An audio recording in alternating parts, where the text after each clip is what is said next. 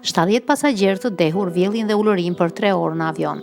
Një fluturim i kompanisë ajrore Ryanair nga Manchester, Angli drejt Zara në Kroaci u shndërrua në një mak të vërtet për pasagjerët dhe ekuipazhin, të cilët u detyruan që gjatë gjithë fluturimit prej 3 orësh të durojnë 70 të dehur, të cilët ulërisnin dhe villnin në korridoret e avionit.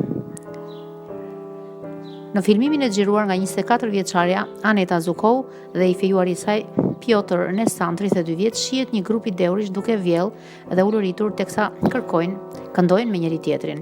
Në këto kushte, styardezat u detyruan që të lajmërojnë policinë.